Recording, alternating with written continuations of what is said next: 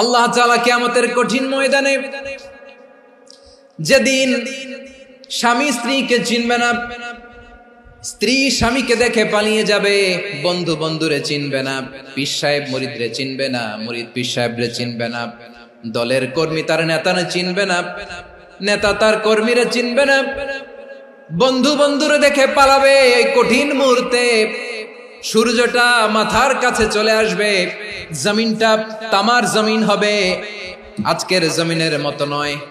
মানুষ ঘর্মাক্ত, ক্লান্ত, শ্রান্ত মাথার মগজগুলো কানের ছিদ্র আর নাকের ছিদ্র দিয়ে বেয়ে বেয়ে পড়বে।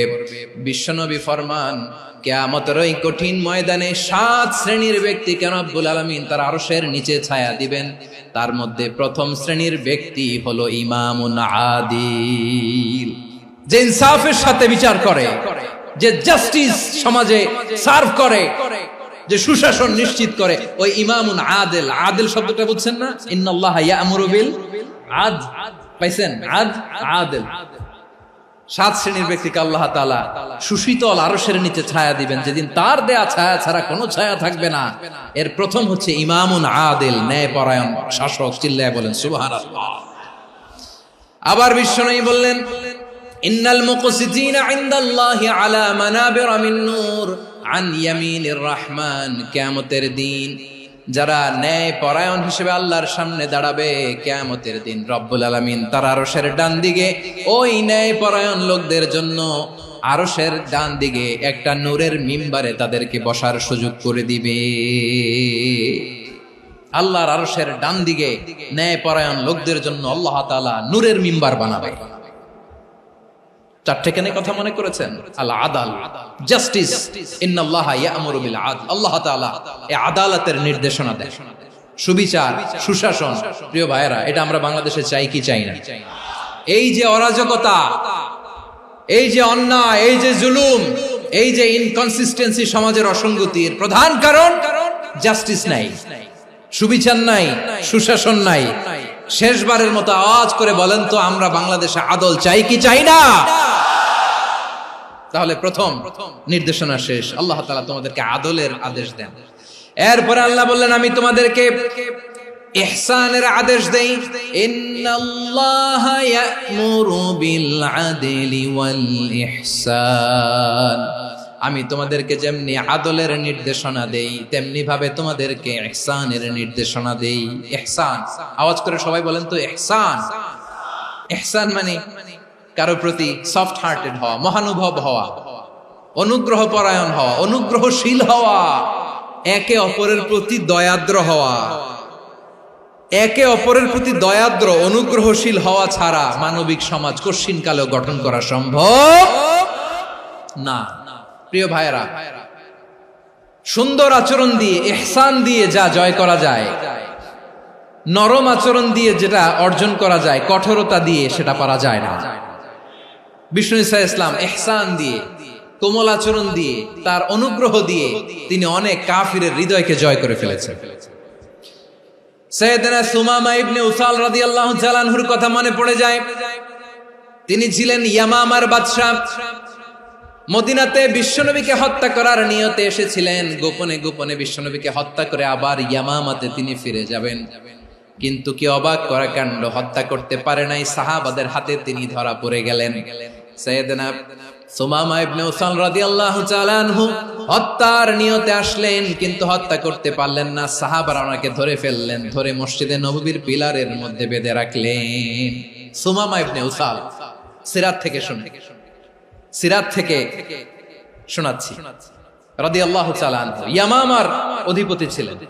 বিশ্বনবীকে হত্যার জন্য আসছেন, ধরা পড়ে গেছেন, এখন মসজিদে নববীতে বেঁধে রাখছে। তার মানে বন্দী। এখন স্ট্যাটাস কি? বন্দী, ক্যাপটিভ। তো বিষ্ণু ঈসা ইসলাম সাহাবাদেরকে বললেন, তার খোঁজ খবর নিও, সুমামা ইবনে উসালের খোঁজ খবর নিও।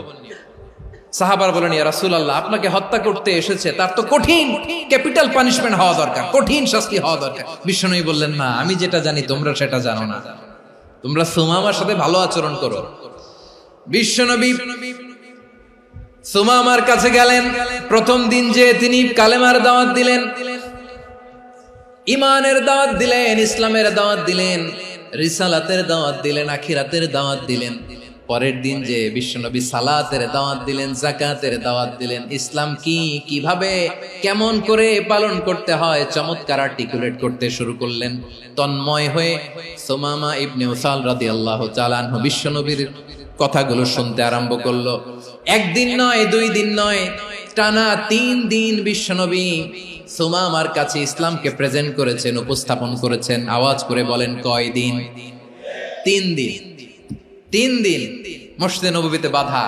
আর সাহাবীদেরকে বললেন, তার খোঁজ খবর নিও, তোমরা যে রুটি বানাও এর মধ্যে সবচেয়ে ভালো আটার রুটিটা তারে দিও, সবচেয়ে রিফাইন্ড খেজুর, যেটা পিওর খেজুর, এটা তারে দিও।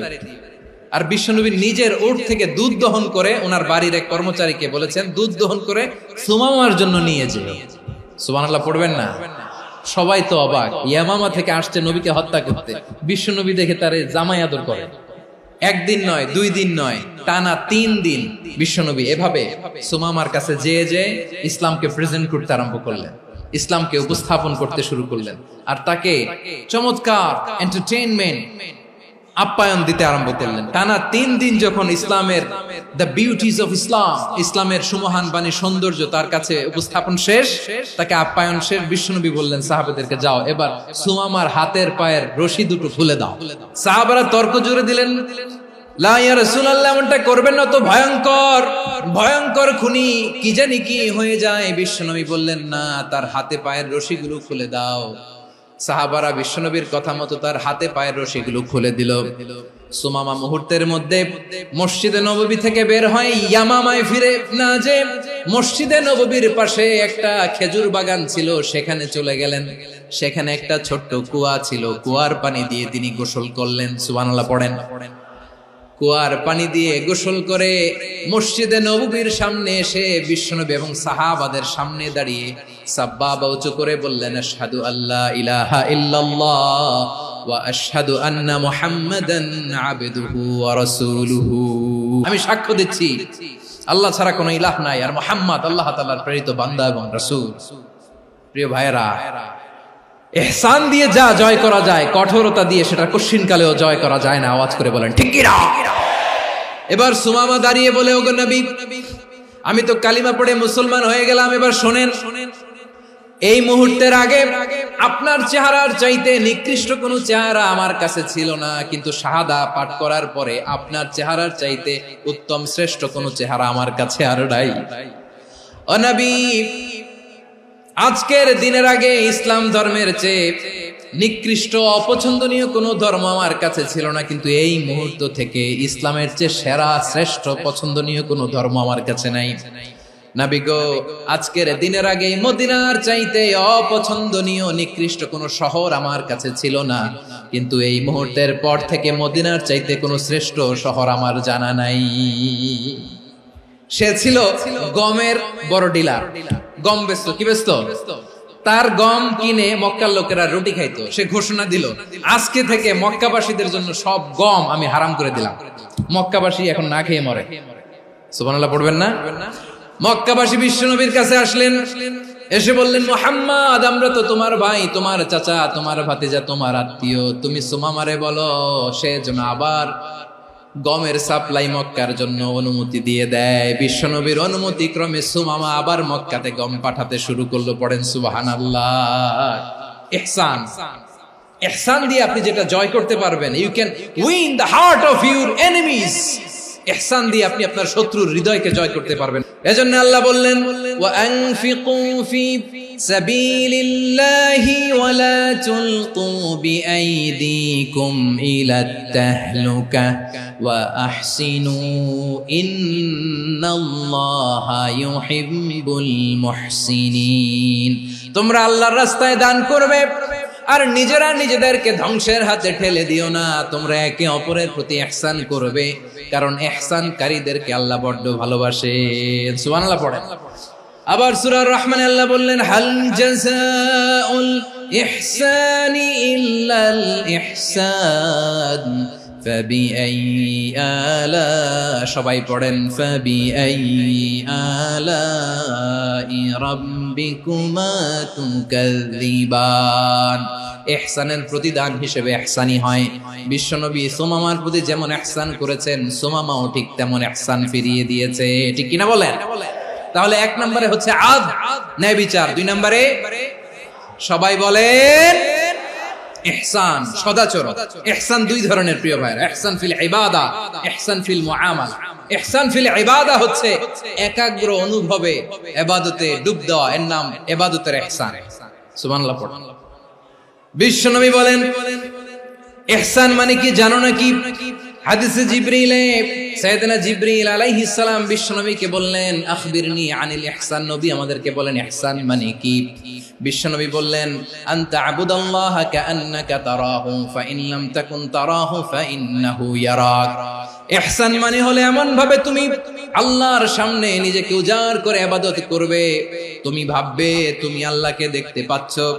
আর এটা যদি ভাবা তোমার জন্য কঠিন হয়ে যায়, অন্তত এতটুকু তুমি ভাববা যে আল্লাহ তোমাকে দেখতে পাচ্ছেন। ঠিক কিনা বলেন? ও আমার বীর চট্টলার ভাইয়েরা, কেউ যেটা দেখে না সেটা দেখে কে? এই বিশ্বাস হৃদয়ের মধ্যে আছে? নামাজে যখন দাঁড়ান এই ফিলিংসটা আনা যাবে? এসা পর্যন্ত যে আমরা হায়াত পাবো কোনো গ্যারান্টি আছে? সবাই আওয়াজ করে বলেন গ্যারান্টি আছে? গ্যারান্টি নাই। এজন্য বিষ্ণু ইসলাম বলেছে এমন ভাবে নামাজে দাঁড়াও, ইবাদত করো, মনে করো হতে পারে এটাই আমার জীবনের শেষ নামাজ। Perform the salah as if this is your last and final prayer. এমন ভাবে সালাতে দাঁড়াও, ভাবো হতে পারে এটাই তোমার জীবনের শেষ নামাজ। এমন ভাবে নামাজে দাঁড়াও, ভাবো এটাই শেষ নামাজ। তাহলে নামাজে একাগ্রতা বাড়ায় দিবে কে? ফলে ইবাদতের ইহসান আমাদের অর্জিত হবে। আর মুআমালাতে ইহসান হলো, বিশ্বনবী বলেন ইন্নাল্লাহা তাবারাকা ওয়া তাআলা كتب الإحسان على كل شيء فإذا قتلتم فأحسنوا القتلة وإذا ذبحتم فأحسنوا الذبح وليحد أحدكم شفرته وليرح ذبيحته। ইহসান দুই ধরনের, আওয়াজ করে বলতে হবে কয় ধরনের? একটা হচ্ছে ইহসান ফিল ইবাদা, ইবাদতে ইহসান। ইবাদতে ইহসান কি? একাগ্র অনুভব দিয়ে ইবাদত করা, মন প্রাণ দিয়ে ইবাদত করা। আর মুআমালাতে ইহসান কি? সব কাজে, দৈনন্দিন কাজে, কর্মে, সামাজিক অ্যাক্টিভিটিতে কোমলতা প্রদর্শন করা, অনুগ্রহের সাথে সবকিছু করা। আল্লাহ তাআলা ইন্নাল্লাহা তাবারাকা ওয়া তাআলা কাতাবাল ইহসানা আলা কুল্লি শাই, তিনি সবকিছুর ব্যাপারে ইহসানকে আবশ্যক করেছেন। সবকিছু, মুমিনের সব কাজে ইহসানের পরশ থাকবে। ওয়া ইযা কাতালতুম ফাহসিনুল কিতলা, বিষ্ণুই বলেন তুমি যখন কাউকে হত্যা করো ইহসানের সাথে করো। সুবহানাল্লাহ পড়বেন না? যখন হত্যা করো তখনও ইহসানের সাথে। আচ্ছা হত্যা করবো আবার ইহসান আসবে করতে করে তো মেরেই ফেলবো আমি। আল্লাহ, ও ভাই একজন খুন করেছে, খুনি, রাষ্ট্রীয় আইনে তার শাস্তি হয়েছে ডেথ পেনাল্টি, মৃত্যুদণ্ড। এখন মৃত্যুদণ্ড দেখে আপনি যেমনি মন চায় তেমনি মারবেন লোকটারে? ওর নাক কেটে ফেলতে পারবেন? ওর কান কাটতে পারবেন? ওর চোখ উপড়ে ফেলতে পারবেন আপনি? যেমন মন চায় তার অঙ্গহানি করা যাবে না। ইহসানের সাথে তাকে হত্যা করো। সুবহানাল্লাহ, this is Islam, this is the true essence of Islam. ওয়া ইযা যাবাহতুম ফাহসিনুয যাবহা, যখন জবাই করবে তখনও ইহসানের সাথে জবাই করো। করব জবাই, ওইখানেও নাকি ইহসান। আচ্ছা কুরবানির দিন আমরা পশুগুলোরে কি করি বলেন সবাই আওয়াজ করে? জবাই। জবাই মানে তো এটারে মেরেই ফেলতেছি, একটু পরে তো টুকরো টুকরো করে গোশতগুলো খাবো, এটা তো খাবো, এটা তো মেরেই ফেলবো। বিষ্ণু বলে না, জবের মধ্যেও মুমিনের জবের ভেতরেও ইহসানের পরশ থাকা চাই। যখন জবাই করবে প্রাণীটাকে হাত পা টাইট করে বেঁধে নাও, ছুরিটাকে শার্পেন করে নাও, ধারালো করে নাও, যাতে অল্প সময়ে জবাইটা হয়ে যায়, প্রাণীটা যাতে কম কষ্ট পায়। সুবহানাল্লাহ পড়ে। দিস ইজ কল্ড ইহসান। আল্লাহ তাআলা যেমনি আদলের আদেশ করেছেন, ন্যায় বিচার, জাস্টিস এনশিওর করতে বলেছেন, সমাজে ইহসানের ব্যবহার, ইহসানের অনুশীলন তিনি করতে বলেছেন। এজন্য মুমিনের প্রতিটি কাজে, আমার চট্টগ্রামের ভাইয়েরা আমার দিকে তাকান, খেয়াল করে শুনুন, মুমিন জীবনের প্রতিটি কাজে ইহসানের পরশ থাকা চাই। আমরা যেন আমাদের পরিবারের প্রতি ইহসান করি, আমরা যেন আমাদের কর্মচারীদের প্রতি ইহসান করি, আমরা যেন আমাদের কলিগদের প্রতি ইহসান করি, আমরা যেন আমাদের ভাইদের প্রতি ইহসান করি।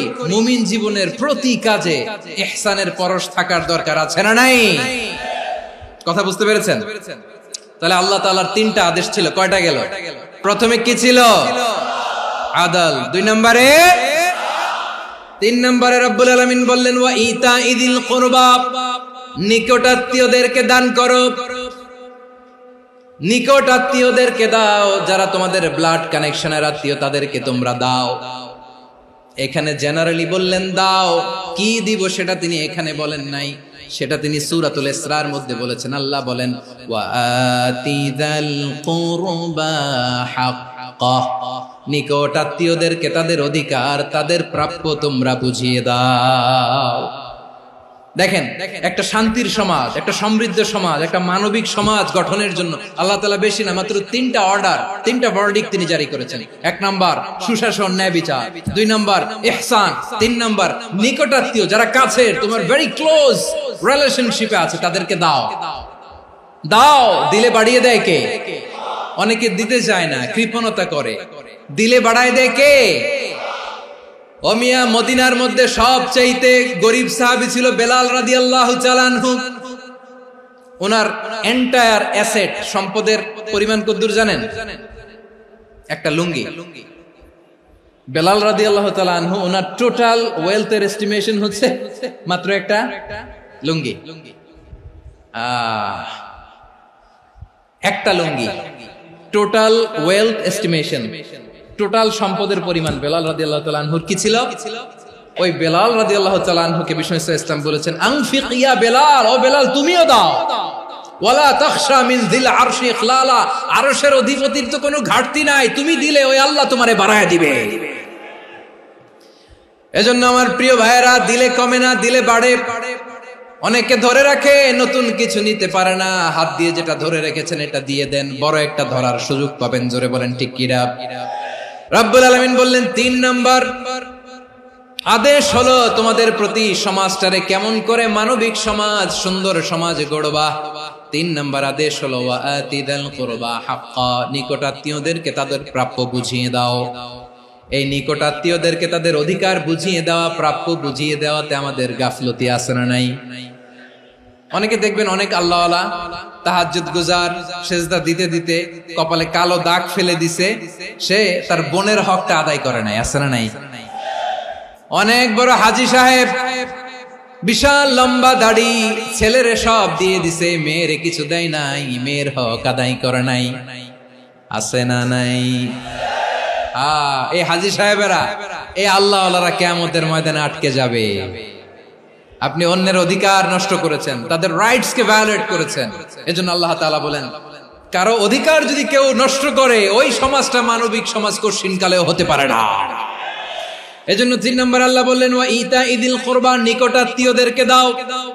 কি দিবা? তাদের অধিকার দিয়ে দাও। বোনের অধিকার বুঝিয়ে দাও, মেয়ের অধিকার বুঝিয়ে দাও, ফুফুর অধিকার বুঝিয়ে দাও। দেখবেন অনেক মায়েরা ছেলের পাতে মুরগির রান দেয়, মেয়ের পাতে দেয় মুরগির ঠ্যাং। তো মেয়ের কি মুরগির রান খেতে মনে চায় না? মনে চায় না?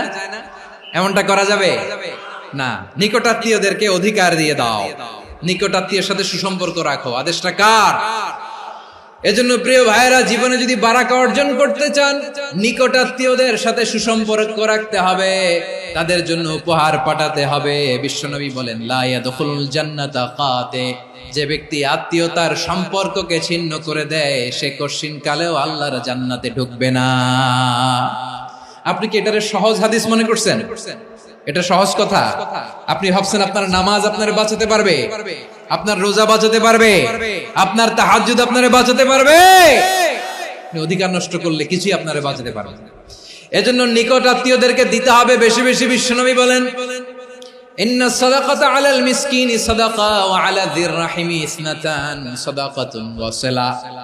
মিসকিন রে দান করলে শুধু দানের সওয়াব হয়, নিকট আত্মীয়কে দান করলে 2টার সওয়াব হয়, সাদাকার সওয়াব হয়, আবার আত্মীয়তার বন্ধন অটুট রাখার সওয়াব হয়ে যায়। আবার বিশ্বনবী বললেন মান সাররাহু আইয়ুবসাতা লাহু ফি রিজকিহি ওয়া ইনসালাহু ফি আসারিহি ফালইয়াসিল রাহিমা।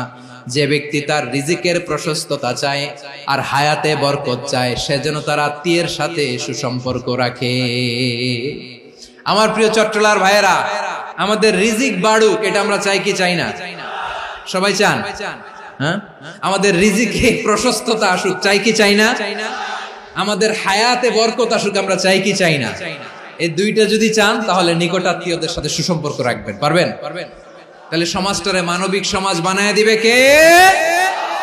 তিনটা আদেশ চলে গেল। 1 নম্বরে কি ছিল? 2 নম্বরে, 3 নম্বরে নিকটাত্মীয়দেরকে দান। আল্লাহ তাআলা তিনটা জিনিসের যেমনি আদেশ করেছেন, অনুরূপ ভাবে তিনটা বিষয় তিনি বারণ করেছেন, নিষেধ করেছেন, ওগুলোর কাছেও যাওয়া যাবে। রাব্বুল আলামিন বলেন, ওয়ায়ানহা আনিল ফাহশাই ওয়াল মুনকারি ওয়াল বাগি। আমি যেমনি তিনটি বিষয়ে আদেশ করলাম, অনুরূপ ভাবে তিনটি বিষয়ে বারণ করলাম, নিষেধ করলাম। আমার 1 নাম্বার নিষেধাজ্ঞা হলো অশ্লীলতার প্রতি। ফাহশা, ওয়ায়ানহা আনিল ফাহশা, আল্লাহ তাআলা অশ্লীলতাকে নিষেধ করেছেন। কোন জিনিসকে? সবাই বলুন, কোন জিনিসকে? যত ধরনের, যত টাইপের, যত ক্যাটাগরির অশ্লীলতা হতে পারে সব অশ্লীলতাকে হারাম করেছেন কে? ফাহশা মানে কি? কথায়, কাজে, আচরণে, কমেন্ট, ফেসবুকের কমেন্টসে যত ধরনের নোংরামো আছে, যত ধরনের অশ্লীলতা আছে, এটাকে আরবিতে বলে ফাহশা। রাব্বুল আলামিন বলেন, কুল ইন্নামা حرم ربي الفواحش ما ظهر منها وما بطن। ও নবী, আপনি বলে দেন, আমার রব প্রকাশ্য, অপ্রকাশ্য, স্পষ্ট কিংবা অস্পষ্ট, দৃশ্যমান কিংবা অদৃশ্যমান সব অশ্লীলতাকে হারাম করেছেন। সব ধরনের অশ্লীলতা হারাম। আল্লাহ তাআলা আমাদেরকে অশ্লীলতা থেকে বাঁচান। এবার বলেন, আমাদের সমাজে অশ্লীলতা আছে না নাই? অশ্লীলতা নানা ভাবে, নানা নামে, নানা মোড়কে আমাদের সমাজে আছে না নাই? সংস্কৃতির নামে, ফ্যাশনের নামে, বিনোদনের নামে, উপন্যাসের নামে, কনসার্টের নামে অশ্লীলতা আছে না নাই? আপনি দেখেছেন কনসার্টগুলোর অবস্থা?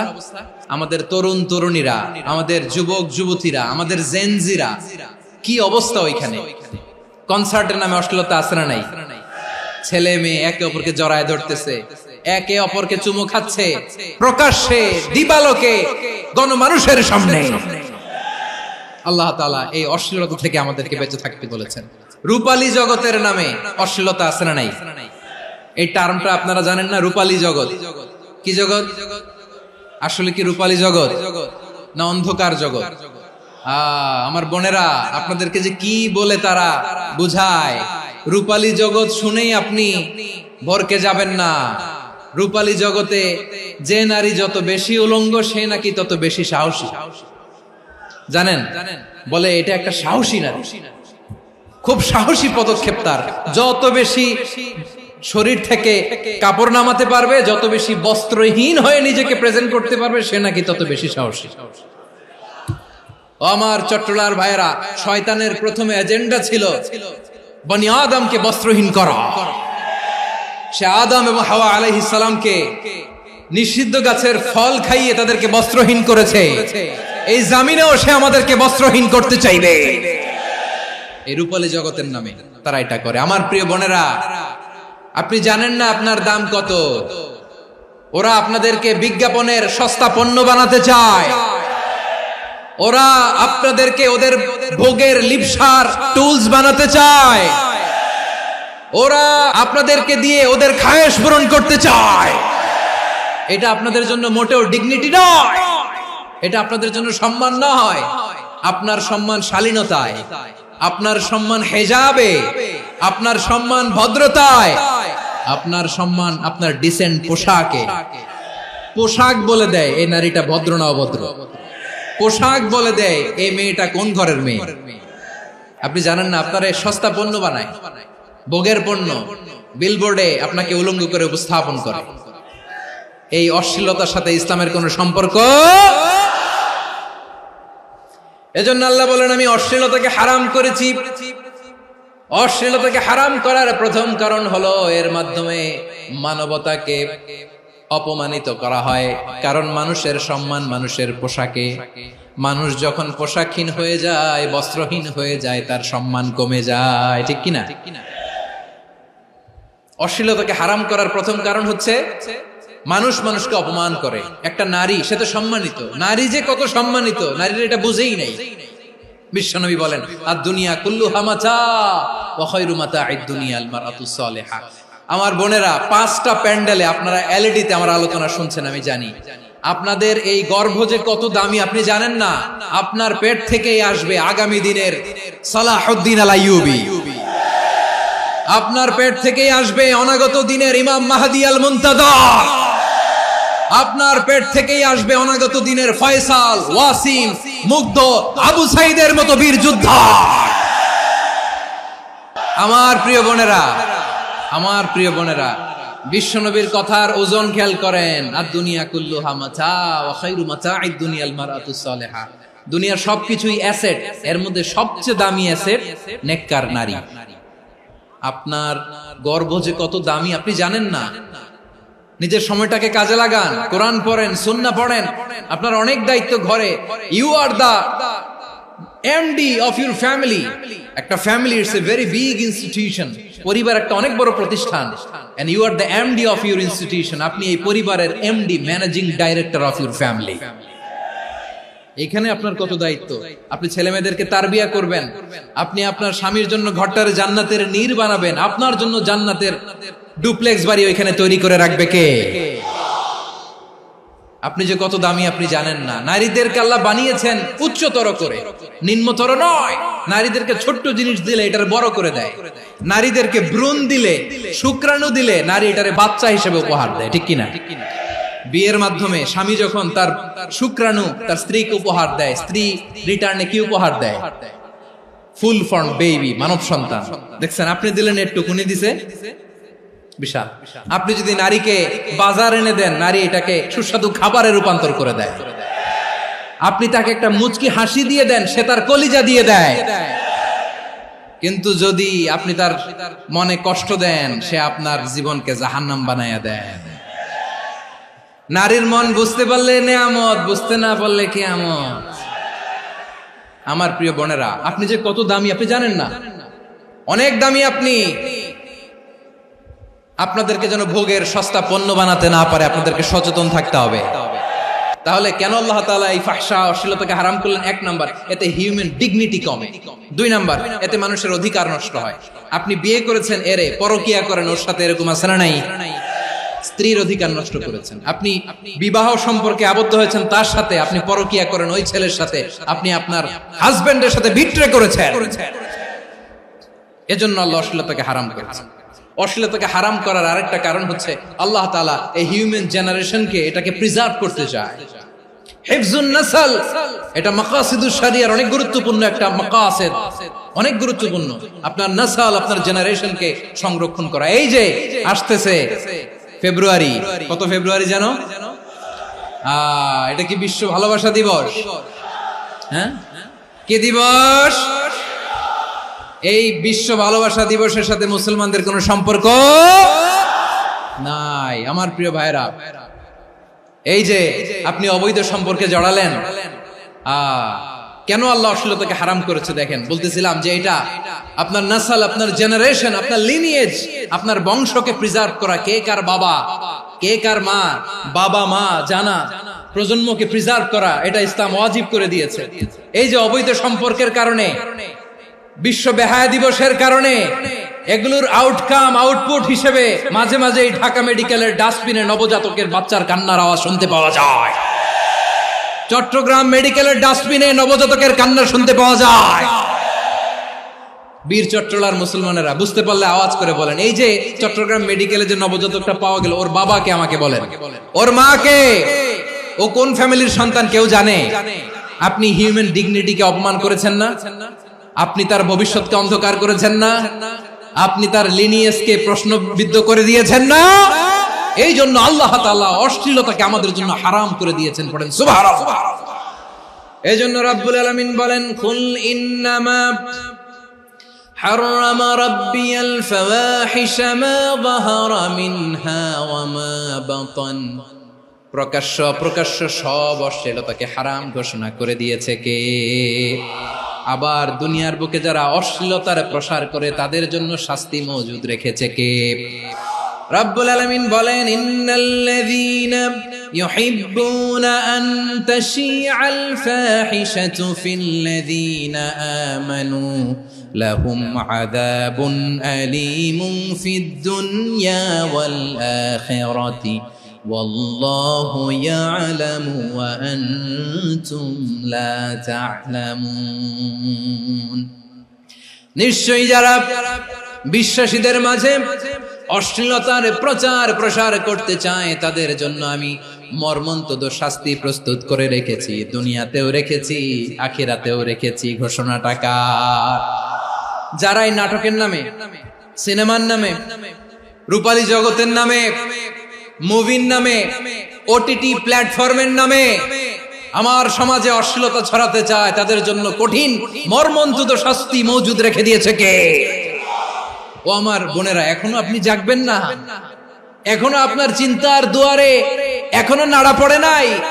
ওরা আপনাকে উলঙ্গ বানাতে চায়, ওরা আপনাকে আইটেম গার্ল বানাতে চায়। এজন্য ইসলাম অশ্লীলতাকে হারাম করেছে। হারাম। ইসলাম বলেছে যোজন যোজন দূরে থাকো, ওরা বলে না কাছে আসো, কাছে আসার গল্প, ক্লোজ আপ ওয়ান, কাছে আসার গল্প আছে না নাই? তাহলে অশ্লীলতার সাথে আমাদের কোনো সম্পর্ক? সবাই বলতে পারেননি, আওয়াজ করে বলুন, অশ্লীলতার সাথে আমাদের কোনো সম্পর্ক? আমরা এই সমস্ত ক্লোজ আপ ওয়ান, কাছে আসার গল্পের প্রোগ্রামে যাব? আমরা কোন ধরনের অশ্লীল কন্টেন্ট সোশ্যাল মিডিয়ায়, টিভিতে দেখব? কি যুগ যে আমরা কাটাচ্ছি আপনি কল্পনা করতে পারবেন না। পর্ন ইন্ডাস্ট্রি, নারী পুরুষের বস্ত্রহীন যুগল দৃশ্য, এটাকে দিয়ে ওরা কোটি ডলারের ইন্ডাস্ট্রি বানিয়েছে। পুরো মানব ইতিহাসে এরকম জঘন্য সময় মানব ইতিহাস পার করে না। পর্ন এটা ইন্ডাস্ট্রি হয়ে গেছে। আমাদের এই যুবকগুলো, জেনজি গুলো, ওদের চরিত্র বাঁচাবে কি করে? কেমন করে হেফাজত করবে ওদের এই মূল্যবান চরিত্র? আমার প্রিয় ভাইরা, এই অশ্লীলতার দ্য লেটেস্ট ভার্সন হচ্ছে LGBTQ, শরীফ থেকে শরীফা। শুনছেন আপনারা? দেখতে পুরুষ, আসলেই পুরুষ, সুস্থ একজন পুরুষ, 4 সন্তানের বাবা, বলে আমি মনে মনে নারী। দেখতে নারী, সুস্থ নারী, আসলেই সে দিব্যি একজন নারী, বলে আমি মনে মনে পুরুষ। সবচেয়ে ভয়ঙ্কর অশ্লীলতার সবচাইতে লেটেস্ট ভার্সন হচ্ছে এই ট্রান্সজেন্ডারিজম।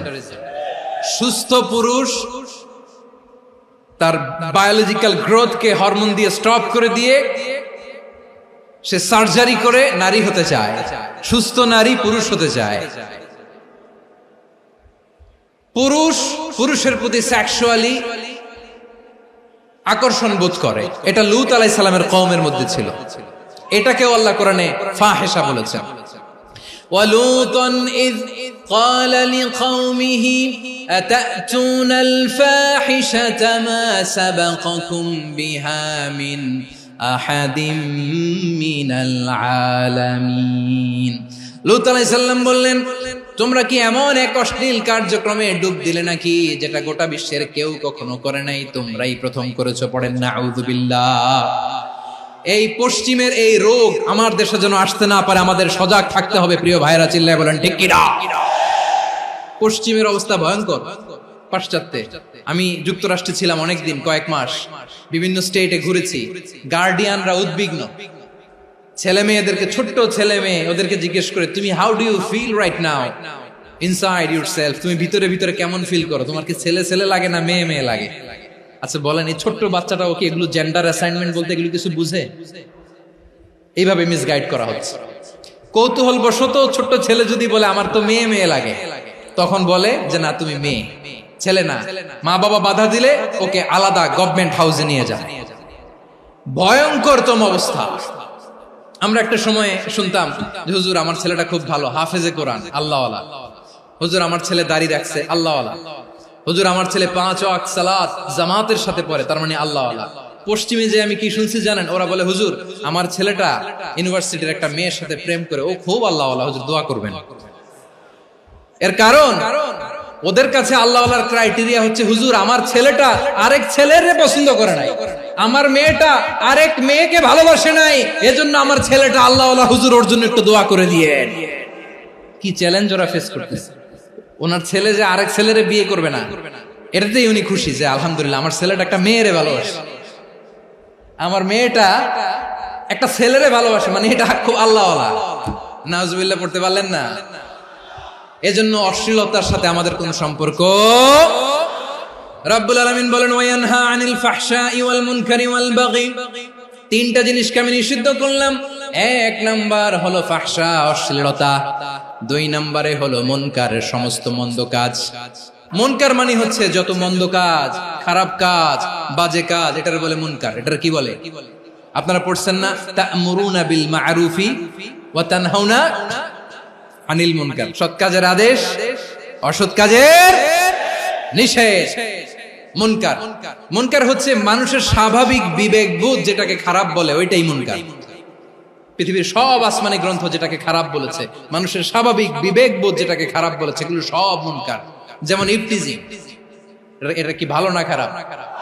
মজুদদারি, খাদ্যে ভেজাল দেওয়া, ওজনে কম দেওয়া, মাছে ফরমালিন মিশানো, চাঁদাবাজি, টেন্ডারবাজি, দখলবাজি, এগুলো আমাদের স্বাভাবিক বিবেকেই বলে এগুলো খারাপ, এগুলো হচ্ছে মুনকার।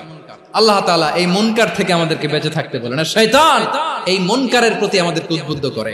আল্লাহ তাআলা বললেন, ইয়া আইয়ুহাল্লাযীনা আমানু লা তাত্তাবিউ খুতুওয়াতিশ শাইতান ওয়া মান ইয়াত্তাবি' খুতুওয়াতিশ শাইতানি ফাইন্নাহু ইয়া'মুরু বিল ফাহশাই ওয়াল মুনকার। আল্লাহ বললেন, আমার গোলামেরা শোনো শোনো, ও আমার বিশ্বাসী বান্দারা খবরদার, তোমরা কশিনকালেও শয়তানের পদাঙ্ক অনুসরণ করবে না, কারণ শয়তান তোমাদেরকে অশ্লীলতা এবং মন্দ কাজের দিকে উদ্বুদ্ধ করে। আমাদের কাজ হচ্ছে শয়তান আমাদেরকে যেদিকে নিতে চায় আমরা তার উল্টা দিকে যাব। শয়তান এই মন্দ কাজকে আমাদের কাছে বিউটিফাই করে, চাকচিক্যময় করে আমাদের সামনে উপস্থাপন করে। এজন্য আল্লাহ বলেন মুনকারকে থামাতে হবে, মুনকার প্রতিরোধ করতে হবে। মুনকার প্রতিরোধের দায়িত্ব শুধু আমাদের নাকি? শুধু আপনার খতিব সাহেবের, ইমাম সাহেবের, নাকি মুসলিম উম্মার সবার? আওয়াজ করে বলুন, মুনকার অসৎ কাজ প্রতিরোধের দায়িত্ব কার? রাব্বুল আলামিন বলেন, কুনতুম খায়রা উম্মাতিন উখরিজাত লিন-নাসি তা'মুরুনা বিল মা'রুফি ওয়া তানহাউনা আনিল মুনকার। তোমাদেরকে শ্রেষ্ঠ জাতি করে জমিনের মধ্যে আবির্ভূত করা হয়েছে, যাতে করে তোমরা জমিনের ভেতরে সৎ কাজের আদেশ করতে পারো আর অসৎ কাজের নিষেধ করতে পারো। উম্মাহ, কুনতুম খায়রা, তাহলে গোটা উম্মার দায়িত্ব, এটা বুঝতে পারছেন তো? আচ্ছা, আরো নিচে আসেন। এরপরে আল্লাহ বললেন, শুধু উম্মাহ না, এই জমিনের রাজত্ব আমি যাদের হাতে দেই, এই জমিনের মালিক আমি যাদেরকে বানিয়ে দেই, যাদেরকে আমি সরকারের দায়িত্ব দেই, তাদেরকেও মুনকার প্রতিরোধের দায়িত্ব দিয়েছে কে? আল্লাহ বলেন, যারা ক্ষমতার মসনদে বসেছে তাদেরকে 4 দফা কর্মসূচি আমি আল্লাহ দিলাম। আওয়াজ করে বলেন, কয় দফা? আল্লাহ বলেন, আল্লাযীনা ইম্মাক্কান্নাহুম ফিল আরদি আকামুস সালাতা ওয়া আতাউয যাকাতা ওয়া আমারু বিল মা'রুফি ওয়া নাহাউ আনিল মুনকার ওয়ালিল্লাহি আকিবাতুল উমুর। যারা এই জমিনের উত্তরাধিকার হয়েছে তারা 4 দফা কর্মসূচি নিয়ে সামনে আগাবা। সালাত কায়েম করবা, যাকাত আদায় করবা, সৎ কাজের আদেশ দিবা, অসৎ কাজ থেকে মুনকার প্রতিরোধ করবা। আদেশটা কার? আমার প্রিয় চট্টলার ভাইরা, পুরো উম্মার দায়িত্ব মুনকার প্রতিরোধ করা, সরকার প্রধানের দায়িত্ব মুনকার প্রতিরোধ করা। এরপর আল্লাহ বলেন, প্রতিটা ফ্যামিলির যিনি প্রধান সিইও বাবা, প্রত্যেক বাবারও দায়িত্ব এই মুনকার প্রতিরোধ করা। আওয়াজ করে বলেন ঠিক কি না? যেমনটি সাইয়েদনা লুকমান আলাইহিস সালাম ওনার কলিজার টুকরা সন্তানকে আদেশ করেছেন, ইয়া বুনাইয়া আকিমিস সালাতা ওয়া'মুর বিল মা'রুফি ওয়ানহা আনিল মুনকার। পড়েন সুবহানাল্লাহ। বাবা ছেলেকে সবক দিচ্ছে। লোকমান আলাইহিস সালাম ছেলেকে বলতেছে, ওরে আমার কলিজার টুকরা সন্তান, ওরে আমার বাছা, নামাজ কায়েম করবা, সৎ কাজের আদেশ দিবা, আর মুনকার প্রতিরোধ করবা, অসৎ কাজ, সমাজ থেকে খারাপ কাজকে ঝেঁটে বিদায় করে দিবা। তাহলে দেখেন, আমি স্টেপ বাই স্টেপ নামলাম। পুরা উম্মার দায়িত্ব, জমিনের উত্তরাধিকারী আল্লাহ যাদেরকে বানিয়েছেন, সরকার, তাদের দায়িত্ব, প্রতিটি ফ্যামিলির প্রধানের দায়িত্ব।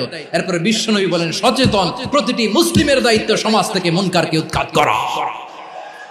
বিশ্বনবী বলেছেন, মান রাআ মিনকুম মুনকারান ফালিয়ুগাইয়িরহু বিয়াদিহি ফাইন লাম ইয়াস্তাতি ফাবিলিসানিহি ওয়া ইন লাম ইয়াস্তাতি ফাবিকলবিহি ওয়া যালিকা আযআফুল ঈমান। সমাজে যে মুনকার দেখবে, খারাপ কাজ দেখবে, সে যেন হাত দিয়ে সেটাকে থামায়। আমার প্রিয় ভাইরা, না থামালে আমরাই ডুববো শেষমেশ। আমাদের বাঁচার জন্য হইলেও থামাইতে হবে। রব্বুল আলামিন বলেন, ওয়াত্তাকু ফিতনাতাল লা তুসিবান্নাল্লাযীনা যালামু মিনকুম খাসসা। ও আমার গোলামেরা, ওই আযাবকে ভয় করো যে আযাব যখন আমি জমিনের বুকে পাঠাই, শুধু জালেমদেরকেই মারি না, আলেমদেরকেও মারি। আযাব যখন আসে তখন শুধু জালিমই মরে না, আলেমও মরে। জানেন, মুসা আলাইহিস সালামের পায়ে একবার লাল পিঁপড়া, তো উনি রেগে মেগে পাশি দেখে লাল পিঁপড়ার বাসা, পা দিয়ে ডলে মুছে সবগুলো পিঁপড়া মেরে ফেলছে। এই ঘটনাটা আল্লাহ ঘটিয়েছেন। এজন্য মুসা আলাইহিস সালাম ছিলেন কালিমুল্লাহ, সরাসরি আল্লাহর সাথে কথা বলতেন। তিনি আল্লাহকে জিজ্ঞেস করেছিলেন, আল্লাহ তুমি যখন কোন জনপদে আযাব পাঠাও, শাস্তি দাও, ওখানকার শুধু জালেমরাই তো মরে না, ভালো মানুষগুলাও মরে, তো আযাব দিবা মুশরিকদের উপর দিবা, অবাধ্যদের উপর দিবা, ভালো মানুষগুলোরে মারো কেন? আল্লাহ বললেন, মুসা তোমার যে কামড় দিছিল পায়ের মধ্যে পিঁপড়া, কয়টা পিঁপড়া? একটা পিঁপড়া, তো সবগুলারে মারলা কেন? রেগে মেগে পুরো পিঁপড়ার বাসা ভেঙে মেসাকার করলা কেন? আমি যখন অ্যাকশনে যাই, আমি যখন শাস্তি দেই, তখন এত বাস বিচার করা হয় না, বাস বিচার করা যায় না। যখন অ্যাকশনে যাওয়া হয়, ওইটা ডাইরেক্ট অ্যাকশন হয়ে যায়। চিল্লায় বলো ঠিক কি না? এজন্য আমাদের বাঁচার জন্য হলেও এই পাপ থামাতে হবে, এই শয়তানের অট্টহাসি থামাতে হবে, অন্যায় অপরাধ সমাজ থেকে আমাদের থামাতে হবে। কারণ আযাব আসলে ওরাও মরবে, আমরাও মরব। একটা জাহাজ 2 তলা, আপনি আছেন 2য় তলায়। নিচের তলার কিছু লোক জাহাজের তলা ছিদ্র করতে আরম্ভ করছে। কি ছিদ্র করতেছে? আচ্ছা, জাহাজের তলা ছিদ্র করলে তলা দিয়ে কি ঢুকে? এখন আপনি যদি বলেন আমার কি, আমি তো 2 তলায়, আমি তো ভালো আছি, ওরা ছিদ্র করে ওরা মরবে। আসলে কি শুধু ওরা মরবে? তলা দিয়ে যখন পানি ঢুকবে, জাহাজ ঢুকলে আপনিও মরবেন। এজন্য নিজে মরার আগে ওই পাগলগুলোর নিচতলায় যে থামাতে হবে। চিল্লায় বলেন ঠিক কি না? এজন্য আল্লাহ বললেন, মুনকার প্রতিরোধের দায়িত্ব সমাজের টপ টু বটম সবার। এজন্য মুনকার প্রতিরোধ করার দরকার আছে না নাই? সমাজে এই যে ইফটিজিং হয়, আপনার বোনের বয়সী একটা মেয়েকে কিছু বখাটে টিটকারি করে, এই বলে সেই বলে, নোংরা কথা বলে, রাস্তায় দেখেও আপনি পাশ দিয়ে না দেখার মতো চলে যান কেন? আপনি দাঁড়ান না কেন? আপনি দাঁড়ালেই তো থেমে যাবে, কারণ সত্যের যে শক্তি, তার সামনে মিথ্যা মুখ থুবড়ে পড়ে। আপনার সামনে ও কিছুই না, নাথিং। আপনি দাঁড়ান, ওকে প্রশ্ন করেন যে আমার বোনকে তুমি ডিস্টার্ব করো কেন? আপনাকে দেখে আরো 5 জন দাঁড়াবে, 5 জনকে দেখে আরো 10 জন দাঁড়াবে। আমাদের নীরবতা আর আমাদের নিশ্চুপ থাকাই জালিমদেরকে আরো শক্তিশালী জালিম বানিয়েছে। এজন্য মুনকার প্রতিরোধের দায়িত্ব আমাদের সবার। টেন্ডারবাজি, চাঁদাবাজি, দুর্নীতি, অপরাধ, দখলদারিত্ব, মজুদদারি, এগুলো সবকিছু একসাথে প্রতিরোধ করতে হবে। ঠিক কিনা বলেন? একটা মানবিক সমাজ যদি চাই, প্রতিরোধ করতে হবে। প্রিয় ভাইয়েরা, আল্লাহর শপথ নিয়ে বলি, এই নাসিহাত গুলো সবার জন্য, সব দলের জন্য, সব মতের মানুষের জন্য। আমরা কোনো দলের প্রতি মানুষকে ডাকি না, আমরা ডাকি ইসলামের দিকে। সব দলের, সব মতের, সব মানুষদেরকে আমরা আহ্বান জানাই, আসুন আমরা একটা সুন্দর সমাজ বিনির্মাণ করি। এই যে নতুন বাংলাদেশের এক সুযোগ এসেছে, আর জীবনে হয়তো আসবে না, সামনের 100 বছর এই সময় আসবে না। আসুন দেশটাকে আমরা সাজাই, আসুন আমরা দুর্নীতি বন্ধ করি, আসুন আমরা চাঁদাবাজি বন্ধ করি, আসুন আমরা দখলদারিত্ব বন্ধ করি, আসুন আমরা এক দল আরেক দলকে নিশ্চিহ্ন করার যে রাজনীতি, এটা বন্ধ করি। সব দলের প্রতি আমার আহ্বান, আমরা চাঁদাবাজ মুক্ত বাংলাদেশ চাই, জুলুম মুক্ত বাংলাদেশ চাই, ফ্যাসিজম মুক্ত বাংলাদেশ চাই, গুণ খুন খারাপি মুক্ত বাংলাদেশ চাই, আমরা নতুন ভোরের বাংলাদেশ চাই। ওই বাংলাদেশ পাওয়ার জন্য মুনকার প্রতিরোধে, অন্যায় প্রতিরোধে যদি বাঘের বাচ্চার মতো, আবু সাইদের মতো দুই হাত উঁচু করে বুককে টান টান করে প্রসারিত করে দাঁড়াতে হয়, রাজি আছো মুসলমান? রাব্বুল আলামিন বলেন ওয়ায়ানহা আনিল ফাহশাই ওয়াল মুনকারি ওয়াল বাগি ইয়াইযুকুম লাআল্লাকুম তাযাক্কারুন। আল্লাহ বললেন আমি অশ্লীলতাকে নিষেধ করি, আমি সব ধরনের মন্দ কাজকে নিষিদ্ধ করি, সব শেষে আমি সীমা লঙ্ঘনকে তোমাদের জন্য নিষিদ্ধ করি। নিষিদ্ধ করেছেন কয়টা জিনিস? 1 নম্বরে অশ্লীলতা, 2 নম্বরে মুনকার তথা সব মন্দ কাজ, 3 নম্বরে আল বাগি সীমা লঙ্ঘন, ক্রসিং দ্য লিমিট। সীমা লঙ্ঘন করা ভালো না। We all should know our limits. চিল্লায় বলেন ঠিক কিনা? একই আয়াতে আল্লাহ বললেন কুল ইন্নামা হারামা রাব্বিয়াল ফাওয়াহিশা মা যাহারা মিনহা ওয়া মা বাতানা ওয়াল ইসমা ওয়াল বাগিয়া বিগাইরিল হক।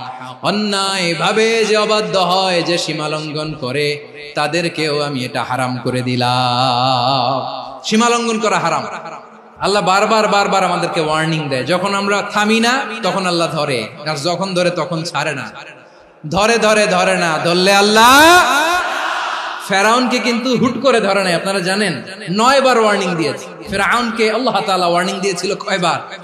রাব্বুল আলামিন বলেন ওয়ালাকাদ আতাইনা মূসা 9 আয়াতিন বাইয়িনাত। 9টা মুআজিজা দেখিয়েছি, 1 2 3 বারবার এইভাবে রিমাইন্ডার, ওইভাবে রিমাইন্ডার, এইভাবে নসিহত, ওইভাবে দাওয়া। ফাকুলা লাহু কাওলান লাইয়িনা, নরম করে বলো, সফট করে বলো, যত ওয়ে হতে পারে দাওয়া মেথডোলজি। মুসা আলাইহিস সালামের সব অ্যাপ্লাই শেষ, 10ম বারে যে আল্লাহ ধরছে। 10ম বারে যে ধরেছে। এজন্য আল্লাহ বলেন আমি সীমা লঙ্ঘনকে পছন্দ করি না। কোরআনের অন্য আয়াতে বাগীকে বলা হয়েছে আল ইতিদা। সীমা লঙ্ঘন যারা করে তাদেরকে আল্লাহ বলেছেন মুতাদিন। ওয়াকাতিলু ফি সাবিলিল্লাহিল্লাযীনা ইউকাতিলুনাকুম ওয়া লা তা'তাদু ইন্নাল্লাহা লা ইউহিব্বুল মুতাদিন। আমি সীমা লঙ্ঘনকারীদেরকে কোশ্চিনকালেও পছন্দ করি না। আমরা যেন সীমা লঙ্ঘন না করি, রাজি আছেন তো? যে কোনো ক্ষেত্রে ইবাদতে যেন সীমা লঙ্ঘন না করি। অনেকে আমরা ইবাদতে সীমা লঙ্ঘন করে ফেলি। বিশ্বনবী সাল্লাল্লাহু আলাইহি ওয়াসাল্লাম যেটা শিখিয়েছেন এর বাইরে যে অতিরিক্ত বুজুর্গ হতে চায়, এরকম আছে না নাই?